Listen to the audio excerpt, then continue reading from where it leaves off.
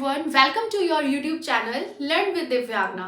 देखिए गाइस, आज ये हमारी क्लास 4th है और क्लास 4th का ये आपका पार्ट बी है। ठीक है, इससे पहले हमने अपनी क्लास 3rd के अंदर पार्ट ए करा था डेवलपमेंट का, यानी विकास का। क्योंकि विकास एक बहुत बड़ा टॉपिक है और केवीएस वालों ने भर भर के आपको विकास दिया है ताकि वो आपका भी बढ़िया से विकास करा पाए। तो अब देखिए, सबसे पहले हम लोग क्या करेंगे, यहाँ पे अपना जो सीडीपी का 4th है ना, तो जो पार्ट ए था, ठीक है, वो आज 2 बजे आपकी वीडियो आ गई थी। अब क्या है, अब भैया आपका पार्ट बी चलेगा, जिसके अंदर हम जानेंगे कि डेवलपमेंट के लाइफ स्पैन पर्सपेक्टिव क्या क्या होते हैं, और दूसरा हम पढ़ेंगे कौन कौन से फैक्टर्स अफेक्ट करते हैं आपकी वृद्धि को, यानी आपकी ग्रोथ को, और साथ में आपके डेवलपमेंट को। ठीक है, तो चलिए स्टार्ट करते हैं। और हाँ देखिए, एक और चीज, आपकी जो फर्स्ट वाली जो मेरी वीडियो थी उसके अंदर आपका थोड़ा सा क्वेरी ये थी कि मैम थोड़ा सा फॉन्ट बढ़ा दीजिए या फिर थोड़ा सा कम दिख रहा है ना बोर्ड पे। तो देखो, अब आप मुझे इस चीज का रिव्यू प्लीज जरूर देना। अभी मैंने अपना थोड़ा सा फोन चेंज करा है, तो मैं दूसरे फोन से वीडियो रिकॉर्ड कर रही हूँ। तो आप बताना कि क्या आज आपको ठीक से दिख रहा है या नहीं दिख रहा। ठीक है, और थोड़ा सा मैंने खैर बड़ा भी लिखा है, और फर्स्ट वीडियो के अंदर मैंने थोड़ा छोटा भी लिखा था, अब मैंने थोड़ा सा बड़ा कर दिया आप लोगों के लिए। बस ये बताना कि आपको एकदम से क्लियर आज की वीडियो आ रही है या फिर नहीं आ रही। प्लीज, आप लोगों की रिव्यू बहुत ज्यादा इंपॉर्टेंट है। मतलब आप लोगों के लिए मैं इतनी मेहनत अगर कर रही हूँ तो एटलीस्ट आपको कुछ फायदा तो होना चाहिए। आपको बोर्ड पे जो नोट्स मैं प्रोवाइड कर रही हूँ एटलीस्ट वो आपको दिखने तो चाहिए ना। तो ये चीज है। ठीक है, तो चलिए स्टार्ट करते हैं आज का सेशन, जो कि है आपका life span perspective on development. ठीक है, अब देखो, हम लोगों ने सबसे पहले विकास पढ़ा कि भैया विकास क्या है, वृद्धि पढ़ ली। अब क्या हुआ, एक लाइफ स्पैन पर्सपेक्टिव आए, उन्होंने बोला कि हम देखेंगे कि भैया ये जो विकास है इस पे लाइक क्या क्या चीजें अपने अंदर रख रहा है। ठीक है, तो लाइफ स्पैन का मतलब होता है कि जो आपकी जीवन अवधि है, ठीक है, जब तक आपका जीवन काल है, तो उसके भी कुछ ऐसे दृष्टिकोण थे, उनकी भी कुछ विचारधारा थी डेवलपमेंट को लेके। तो इन्होंने क्या करा भैया, इन्होंने क्या करा, आप यहाँ पे ऐसे लिख सकते हो कि इन्होंने स्टडी करी डेवलपमेंट के ऊपर। ठीक है, तो यहाँ पे आप ये लिख सकते हो स्टडी ऑफ डेवलपमेंट। क्या आप इसको लाइफ स्पैन पर्सपेक्टिव को आप एलएसपी भी बोल सकते हो शॉर्ट फॉर्म में। तो आप इसको ऐसे लिखेंगे अकॉर्डिंग टू एलएसपी। ठीक है, अकॉर्डिंग टू एलएसपी। एलएसपी के अकॉर्डिंग कि आप क्या बोला, इन्होंने बोला सबसे पहली चीज कि भैया जो विकास है ना वो एक लाइफ लॉन्ग है। अब लाइफ लॉन्ग का मतलब क्या होता है, जो जीवन के साथ चलता रहता है, जब तक आपकी जीवन अवधि है तब तक वो आपका विकास चलेगा, आपके साथ रहेगा, आपका पीछा बिल्कुल नहीं छोड़ने वाला है। ठीक है, तो ठीक है भैया, ये बात तो हमने उसकी कैरेक्टरिस्टिक्स में भी पढ़ ली थी कि जो डेवलपमेंट है वो एक कंटिन्यूअस प्रोसेस है, जो जीवन के साथ चलता है, एक सतत प्रक्रिया है। ठीक है, अब इन्होंने भी वही बात यहाँ पे बोली, तो इन्होंने इसमें 2 चीज और ऐड कर दी कि भैया इसके अंदर ना आप ये समझ लो कि आपका गेन और आपके लॉस, 2 चीजें और भी इंक्लूड होती हैं। जब आपका विकास या कोई चीज जब आपके साथ चलेगी, तो देखो सीधी सी बात है, हर चीज के प्रभाव होते हैं, नकारात्मक भी होते हैं और सकारात्मक भी होते हैं। ठीक है, पॉजिटिव एंड नेगेटिव बोथ। ठीक है, both the factors are affect on anything whatever. So इसमें क्या करेंगे भैया, क्या करेंगे ये, तो इन्होंने बोला कि क्या होगा, इसके अंदर इंक्लूड्स हैं। ठीक है, इन्होंने बोला इसके अंदर ना ये 2 फैक्टर्स इंक्लूड हैं, एक आपका गेन और एक आपका लॉस। जैसे जैसे आपका विकास चलेगा, आपके साथ जीवन भर चलेगा, जब तक आपकी जीवन अवधि है, आपको क्या होगा, आपको सीधी सी बात है भैया, आपको पॉजिटिविटी भी रहेगी, आपको नेगेटिविटी भी मिलेगी, आपका गेन भी होगा किसी ना किसी चीज में, और एक ना एक चीज में लॉस भी होगा। ठीक है, तो ये गेन और लॉस जो फैक्टर्स होते हैं, इनको बोला गया है कि ये दोनों फैक्टर्स कैसे हैं, ये दोनों फैक्टर्स डायनामिक हैं। कैसे हैं, डायनामिक, है ना। एज ये देखो, गेन और लॉस, पॉजिटिविटी या नेगेटिविटी स्टैटिक तो होती नहीं है। ऐसा तो है नहीं कि अगर पॉजिटिव है तो हर चीज पॉजिटिव ही रहेगी, नेगेटिव है तो नेगेटिव ही रहेगी, ऐसा नहीं होता ना। तो दैट्स व्हाई इसको बोला जाता है डायनामिक है वो भैया। कभी आपको गेन भी हो सकता है, कभी आपको लॉस होगा। कभी आप एक, मान लीजिए कोई स्किल्स आप ठीक से नहीं भी सीख पा रहे हैं, कोई स्किल्स आप बहुत अच्छे से सीख जा रहे हैं। तो ये जीवन के साथ आपकी चलती रहती है, जैसे जैसे आपका विकास रहेगा, लाइफ लॉन्ग रहेगा, उसमें आपको गेन भी होगा, आपको लाभ भी हो रहा है, और आपको कहीं ना कहीं या किसी भी स्किल्स में या किसी भी आपके साइकोलॉजिकल फैक्टर्स में या किसी भी चीज में आपको मान लीजिए लॉस भी हो सकता है। तो ये चीज इन्होंने बोली लाइफ स्पैन जी ने। अच्छा, अब लाइफ स्पैन बोल रहे हैं कि ऐसा है, हमें ये दिखा कि इसके अंदर तो चेंजेस भी होते हैं, और चेंजेस हर तरीके के चेंजेस हो रहे हैं। चेंजेस एक ही नहीं हो रहा, सभी परिवर्तन होते हैं। और ये बात मैंने आपको बोली थी कि आप इन चेंजेस को, साइकोलॉजिकल चेंजेस इनको हम बोलते हैं, मनोवैज्ञानिक परिवर्तन जो होते हैं, साइकोमोटर, तो ये बेसिकली आप सीबीएसई से याद रखेंगे। सी का मतलब होता है कॉग्निटिव, यानी कि कॉग्निटिव हो गया संज्ञानात्मक। बी का मतलब हो गया बायोलॉजिकल या फिजिकल, ठीक है, शारीरिक तरीके से। एस का मतलब हो गया सोशल मीन्स सामाजिक तरीके से। और ई का मतलब हो गया इमोशनल, ठीक है, यानी कि संवेगात्मक तरीके से या भावनात्मक तरीके से। तो इन्होंने बोला कि भैया ऐसा है, डेवलपमेंट में ना एक ही चेंज नहीं हो रहा है कि केवल फिजिकली हो रहा है या केवल सोशल ही हो रहा है या केवल मोरल ही हो रहा है। इसमें तो हर तरीके के चेंजेस हैं और केवल यही 4 चेंजेस नहीं है, मोरल भी होता है, ठीक है। आपका कौन कौन सा होता है, देखो इसके अलावा मोरल भी है, इसके अलावा लिंग्विस्टिक भी है जो भाषा के आधार पर भी हो रहा है। इसके अलावा और कौन कौन से हो गए, ये सब आपके यहाँ पे हो ही चुके हैं। तो हर तरह के चेंजेस आपको यहाँ पे देखने के लिए मिलते हैं। तो दूसरी बात इन्होंने बोली कि भैया ऑल चेंजेस इसके अंदर हमने तो देखे। अच्छा, तीसरा इन्होंने बोला कि भैया मल्टी डायरेक्शनल है, यानी कि बहुदिशात्मक है, केवल एक ही दिशा में नहीं जा रहा है। बात आई समझ में, कैसे नहीं जा रहा है भैया एक दिशा के अंदर। और इसको आप मल्टी डायमेंशनल भी बोल सकते हो, बहुआयामी भी इसको आप बोल सकते हो। तो इसके अंदर ना आपको इंक्रीमेंट्स या फिर डिक्रीमेंट्स देखने के लिए मिलेगा। ये मैंने आपको एक एग्जाम्पल के तौर पे ये चीज आपको शो करी है ताकि आपको इनकी जो मीनिंग है वो अच्छे से समझ आए और बाकी जो जो मैं आपको एग्जाम्पल्स देके बताती हूँ उससे भी आप लोग अच्छे से समझ जाएं।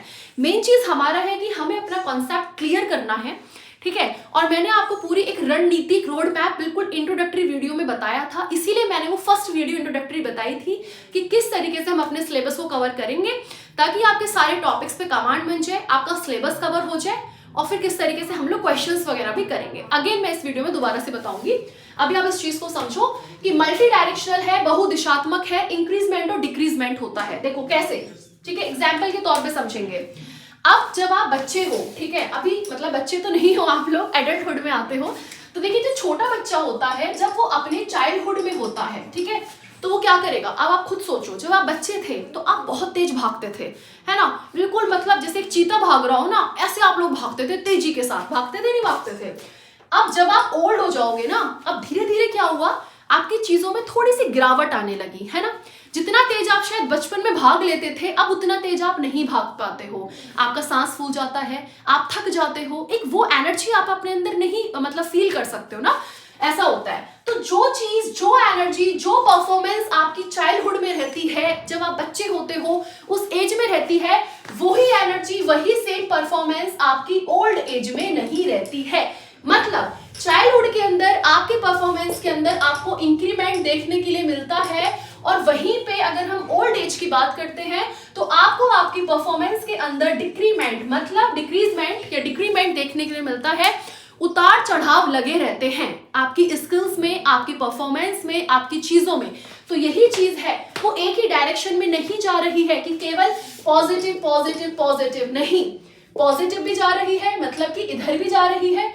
अगर वो इधर है तो फिर वो बैक भी आ रही है, इधर भी जाएगी और वापस उसके अंदर गिरावटें भी आपको फील होंगी। तो ये इसका एग्जाम्पल हो गया, जैसे आप परफॉर्मेंस देख सकते हो, एक एडल्ट की परफॉर्मेंस और एक चाइल्ड, एक ओल्ड एज में जो परफॉर्मेंस होती है वो दोनों की परफॉर्मेंस में गिरावटें आपको दिखेंगी, ठीक है। वरना जब आप थोड़े से भी ओल्ड एज में आओगे ना तो आपको अपने आप पता चल जाएगा, है ना, होता है। उसके बाद हम नेक्स्ट बात करते हैं, हाईली प्लास्टिक है। हाईली प्लास्टिक का मतलब होता है, यहाँ पे प्लास्टिक जो वर्ड यूज करा गया है वो यूज करा गया है कि हम इसको बेसिकली मॉडिफाई कर सकते हैं। इसके अंदर मॉडिफाई कैसे, मतलब उसको आप संशोधित कर सकते हो, उसको आप रूपांतरित कर सकते हो, उसको आप सुधार सकते हो। कैसे, जो भी आप स्किल्स हैं, ठीक है, अब आपने कोई चीज सीखी तो क्या मान लीजिए, अब आप सपोज करो, ठीक है, आप लोग जा रहे हो सिंगिंग क्लास सीखने, ठीक है, तो एक स्किल है कि आप सिंगिंग सीख रहे हो। स्टार्टिंग में आपको अच्छे से नहीं आएगा, मान लीजिए अगर मैं गिटार आप सीखना चाहते हो कि भाई मुझे गिटार आ जाए, ठीक है, फर्स्ट डे आप बहुत बेकार बजाओगे, दूसरे दिन बट टू टू एक दो स्ट्रिंग्स की आवाज निकाल लोगे, ऐसा होता है नहीं होता। फिर धीरे धीरे करके क्या होता है, आप जब उसकी रेगुलर ट्रेनिंग लेने लगोगे, उसका अभ्यास करोगे, प्रैक्टिस करोगे, तो आपकी स्किल्स के अंदर इंप्रूवमेंट आ जाएगी, है ना। फिर एक दिन आप इतने एक्सपर्ट हो जाओगे, oh my God, Arijit Singh भी फेल, है ना, गाने में या फिर बजाने में। तो ये सब क्या है, ये सब स्किल्स हैं आप लोगों की। तो दैट इज कि आप इसको मॉडिफाई कर सकते हो, इसके अंदर आप इंप्रूवमेंट कर सकते हो, इसको आप सुधार सकते हो। इसलिए इसको बोला गया है हाईली वो प्लास्टिक है जिसके अंदर हम अपनी चीजों को सुधार सकते हैं। आपके अंदर कोई भी एबिलिटी है, आपके अंदर कोई क्षमता है, स्किल्स है, उसको आप बेसिकली टाइम के साथ, ठीक है, जैसे जैसे आपकी टाइम चलती है through out the life span आप अपनी स्किल्स को सुधार लोगे। ऐसा नहीं है जो चीज आपने जैसी सीख ली वो बस ऐसी ही रहेगी। अगर आप उसका निरंतर अभ्यास करोगे, उसकी प्रैक्टिस करोगे, तो आपकी स्किल्स में, आपकी एबिलिटीज के अंदर आपको चेंजेस देखने के लिए मिलेंगे, है ना। तो यही चीज है कि आप उसको सुधार सकते हो, उसको मॉडिफाई कर सकते हो। डेट्स वाई ये चीज आ गई। इसलिए बोला जाता है जो डेवलपमेंट है वो इरिवर्सिबल है। बैक गियर नहीं मारोगे उसके अंदर कि भैया चलो फिर से अपने बचपन में चले जाओ, ऐसा नहीं होगा। लेकिन हाँ, अपनी स्किल्स को, यहाँ पे आप क्या लिख सकते हो, अपनी स्किल्स को, ठीक है, और अपनी एबिलिटीज वगैरह को, इन सबको आप क्या कर सकते हो, मॉडिफाई कर सकते हो, ठीक है। स्किल्स, एबिलिटीज, देखो जो चीज मैं आपको बोला करूँ ना, तो सारी चीजें तो पॉसिबल नहीं होता है लिखना बोर्ड पे, तो आप अपने हिसाब से चीजों को थोड़ा सा ना पकड़ने की कोशिश करा करो वर्ड्स को। और फिर जैसे आपको लग रहा है कि मैं अपने, मान लीजिए आपने नोट्स प्रिपेयर करे अपने खुद के, आपको लग रहा है कि मैं विद इन टाइम भूल जाऊंगी कि मॉडिफाई में क्या था, तो थोड़ा सा अपनी लैंग्वेज में उसको जिस भी हिसाब से आप लोग उसको समझ पाओ, तो अपनी कॉपी में ना आगे लिख लिया करो कि जैसे स्किल्स की बात है, एबिलिटीज हैं, तो थोड़ा सा ना जब आप रिवीजन करोगे तो आपको याद रहेंगी वो चीजें। इसलिए मैं आपको बोलती हूँ और इसीलिए मैं आपको यहाँ पे समझाती भी हूँ, ठीक है।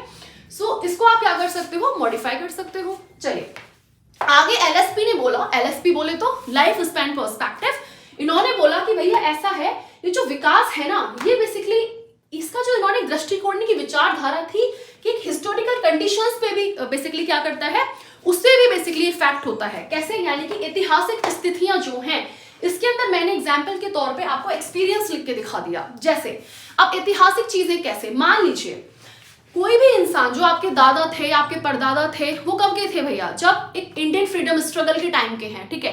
तो उनका जो एक्सपीरियंस होगा, जो 20-20, 30-30, 50-50 साल पुराने इंसान हैं, ठीक है, जिन्होंने वो एक स्ट्रगल देखा है भारत का, वो स्वतंत्रता संग्राम जिन्होंने देखा है, ठीक है, तो उनका जो एक्सपीरियंस होगा, और आज जो आप 20-20 साल के इंसान हो, 30-30 साल के हो, जो आप अभी पैदा हुए हो, तो उसका जो एक्सपीरियंस होगा, दोनों के एक्सपीरियंस में अंतर है, दोनों के डेवलपमेंट में अंतर है, ठीक है। उनका विकास बहुत हद तक बहुत आगे है, और जो अभी है हम लोग, हमारा अभी काफी पीछे है। अभी हम एक्सपीरियंसेस के साथ चीजों को सीखेंगे।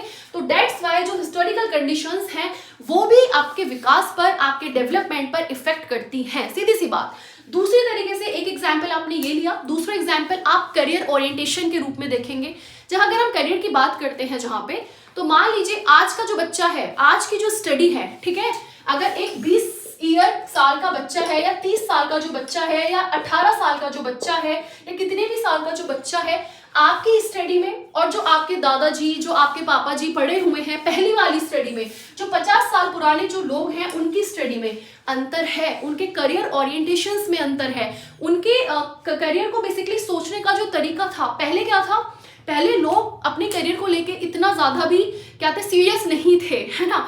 आज की डेट में बच्चा पैदा बाद में होता है, पहले वो चीजों को सोचने लग जाता है। मतलब एक एग्जांपल दे रही हूँ मैं, थोड़ा सा एनिक समझ सकती हूँ कि मतलब होता है ना कि आजकल के बच्चे आप देख लो कितना तेज हो रहे हैं भैया, एकदम से आए नहीं, पहले उनको लैपटॉप चाहिए, पहले उनको जो है फोन चाहिए, है ना। तो ये सब क्या है, तो चीजों में डिफरेंस है भैया, जो पहली चीजें हैं, जो अब की चीजें हैं, तो बहुत डिफरेंसेस है। तो डेट्स वाई हिस्टोरिकल कंडीशंस भी इफेक्ट करती हैं वहां पे, ठीक। उसके बाद हम बात करते हैं नंबर ऑफ डिसिप्लिन्स। डिसिप्लिन्स मतलब विषयों की संख्या की अगर हम बात करें, विषयों की संख्या, जैसे आपके इसके अंदर बहुत सारे विषय आ सकते हैं, तो क्या बोलते हैं हम, ठीक है, क्या बोलते हैं, लॉजी को क्या बोलते हैं हिंदी में। जैसे मान लीजिए आपके कुछ ऐसे सब्जेक्ट्स जो आपके डेवलपमेंट को इफेक्ट करते हैं, तो जैसे एंथ्रोपोलॉजी, ठीक है, कौन सा सब्जेक्ट है, एंथ्रोपोलॉजी, ठीक है, एंथ्रोपोलॉजी। इसके अंदर होता क्या, पहली बात तो लॉजी का मतलब समझो, तो यहाँ पे आप ऐसे लिख सकते हो जिसके अंदर हम इन सब चीजों की स्टडी करते हैं, यानी लॉजी, ठीक है। तो इस लॉजी का मतलब होता है किसी भी चीज का अध्ययन करना। तो एंथ्रोपोलॉजी हो गया, साइकोलॉजी हो गया, सोशियोलॉजी हो गया, और इसी तरीके से हम जैसे मान लीजिए न्यूरो साइंस वगैरह पढ़ते हैं, तो ये सब क्या होते हैं, इन सब के अंदर हम बेसिकली पढ़ते हैं कि किस तरीके से ह्यूमन का विकास होता है through out the life span, वो विकास चलता रहता है जीवन भर। तो एंथ्रोपोलॉजी के अंदर क्या पढ़ते हैं भैया, ये एक मानव जो है बेसिकली मानव का विज्ञान है, जहाँ पे मानव की अलग अलग चीजों को, अलग अलग विकास को, उसके अलग अलग फैक्टर्स को हम लोग बेसिकली स्टडी करते हैं। और दूसरा साइकोलॉजी के अंदर आपको पता ही है ये एक मनोविज्ञान है। इसके अंदर भी सारे अलग अलग फैक्टर्स, अलग अलग स्टेजेस, हर चीजें हम बेसिकली पढ़ते हैं। और सोशियोलॉजी एक समाजशास्त्र है। सोशियोलॉजी को क्या बोलते हैं? समाजशास्त्र है ये, ठीक है। समाज से रिलेटेड जितनी भी आपके डेवलपमेंट्स हैं वो सब हम यहाँ पे पढ़ेंगे। तो ये जितने भी इस तरह के जो डिसिप्लिन्स हैं, जो विषय हैं, इनके बारे में जो जानकारी है वो भी डेवलपमेंट को ही तो बेसिकली प्रभावित कर रही है। उसी का एक दृष्टिकोण है कि हाँ, यहाँ से भी इंसान अलग अलग चीजों को सीखता है, करता है। So that is number of disciplines, विषयों की संख्या भी बहुत ज्यादा प्रभावित करती है ना। तो ये चीज है, ठीक है। मानव होती है सब एक जैसे ही है, इसमें भी आप मानव के बारे में, उसका विज्ञान, उसकी चीजों के बारे में पढ़ोगे। यहाँ पे भी वही सब फैक्टर्स हैं।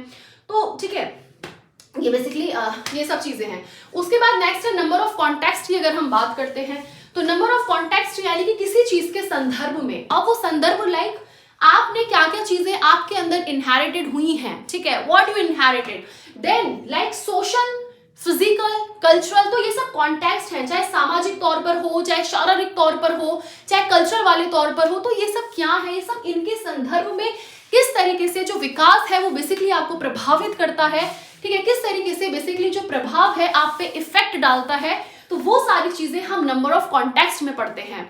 चलो इसका एक एग्जाम्पल लेके देखते हैं। सपोज करो, देखो किसी भी इंसान की ना लाइफ एक जैसी नहीं रहती है, ठीक है। अलग अलग टाइम पे किसी को कोई चीज इफेक्ट करती है पॉजिटिव वे में, किसी को करेगी नेगेटिव वे में। फॉर एग्जाम्पल अगर मैं इसका एग्जाम्पल लेके आपको बता रही हूँ, कॉन्टेक्स्ट के बेस पे मैं आपको बताती हूँ। सपोज करो कोई इंसान है, ठीक है, उनके वहां पे कोई डेथ हो जाती है, तो वो चीज उनको नेगेटिव वे में इफेक्ट करती है ना। ये चीज होती है नहीं होती है। इसी तरीके से किसी को मान ली कोई पनिशमेंट मिल गया, तो ये सब चीजें एक नेगेटिव वे में उनको बेसिकली इफेक्ट करेंगी, ठीक है, जो कि क्या होगा बेसिकली सोशल तरीके से आप बोल सकते हो।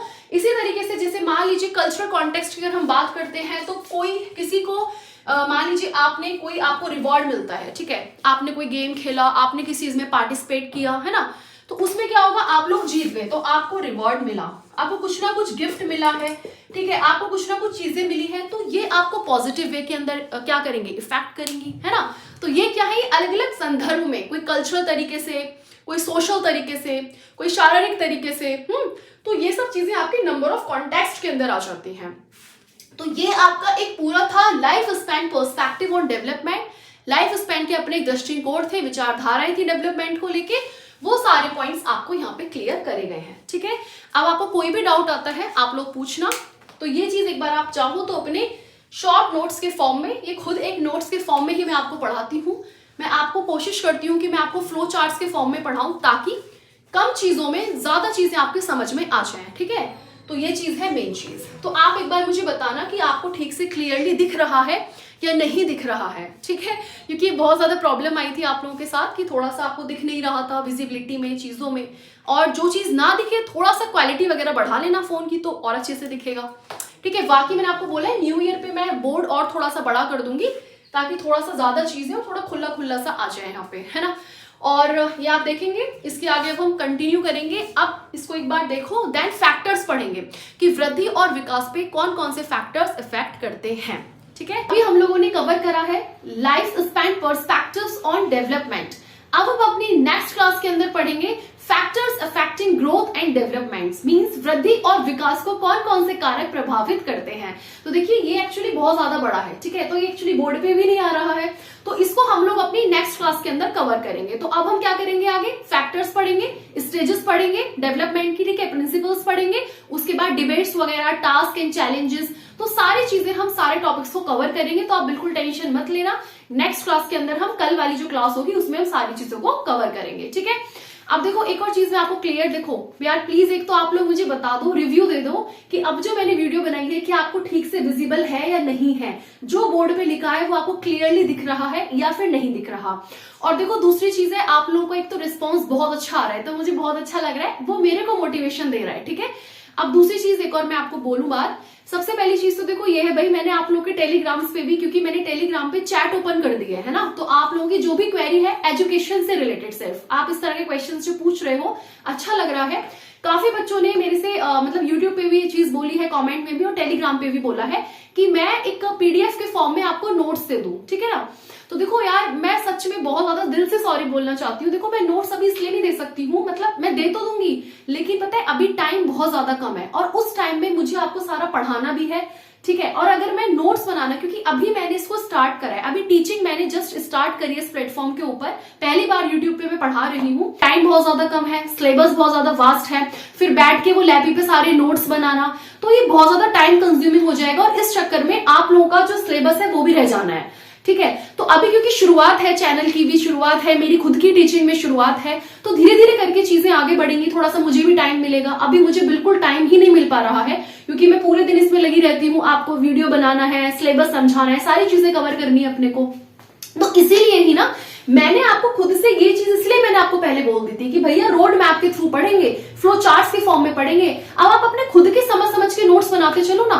जैसे आपकी मान लीजिए वीडियो चल रही है और जो चीज मैं समझाती जा रही हूँ उसको साथ के साथ अपने नोट्स बनाओ, तो ज्यादा आसानी रहेगी, है ना। वरना देखो अभी मेरे पास भी टाइम होता ना, अगर मान लीजिए आपका पेपर 3-4 मतलब 4-5 महीने बाद होता, तो मैं आसानी से फिर नोट्स भी बना लेती, आपको फिर मैं नोट्स प्रोवाइड भी कर देती, या फिर मैं आपको नोट्स के फॉर्म में समझा देती। क्योंकि अभी टाइम बहुत ज्यादा कम है, सिलेबस बहुत ज्यादा है, कवर करना है, तो डेट्स वाई, बस ये इतना सा रीजन है, ठीक है, और कोई बात नहीं है। तो इसलिए आप लोग अपने खुद के नोट्स बनाते चलो, हमारा काम है हम आपको सिलेबस कवर करा रहे हैं, चीजों को समझा रहे हैं, अपना कॉन्सेप्ट बस आप लोग क्लियर करते चले, बाकी नोट्स की दिक्कत मत करो, जैसे जैसे पढ़ते जा रहे हो ऐसे ऐसे अपनी कॉपी में नोट्स बनाते चलो, तो मिल जाएंगे आपको नोट्स, ठीक, ये चीज है। और दूसरी चीज ये है, आप लोगों का एक था कि क्वेश्चंस कराती चलो। देखो ये बात मैंने अपनी फर्स्ट इंट्रोडक्टरी जो वीडियो स्टार्ट करी थी केवीएस के लिए, ठीक है, पेडागोजी के लिए, मैंने बोला था कि हम लोग कैसे पढ़ेंगे, पहले हम अपने यूनिट कवर कर लेंगे, फिर उससे रिलेटेड, उस टॉपिक से रिलेटेड जितने भी क्वेश्चंस हैं उनको हम लोग कवर करेंगे, चाहे वो प्रीवियस ईयर में आ चुके हैं या अब आने के चांसेस हो सकते हैं। पता है क्या होता है, जब हम, चलो कॉन्सेप्ट तो हम लोग क्लियर करते जा रहे हैं ना, एक पकड़ बना रहे हैं कि ठीक है भैया विकास क्या है, वृद्धि क्या है, परिपक्वता क्या है, हम एक पकड़ बना रहे हैं चीजों पे, लेकिन वो चीज तब स्ट्रांग होती है जब तक हम उसके क्वेश्चन सॉल्व नहीं करेंगे। तो हमें कैसे पता कि जो हमने समझा वो सही हमें समझ आया, या हम क्वेश्चंस कर पा रहे हैं या फिर नहीं कर पा रहे।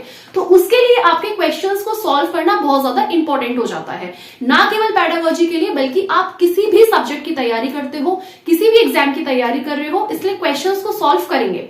तो अभी मैंने आपको क्या बोला था, जैसे अपनी हम यूनिट कवर करेंगे तुरंत संडे टू संडे मैंने सोचा है कि संडे टू संडे हम लोग कोई क्लास नहीं लेंगे, संडे टू संडे आप लोगों का क्या चलेगा, क्वेश्चन पूरा सेशन चलेगा।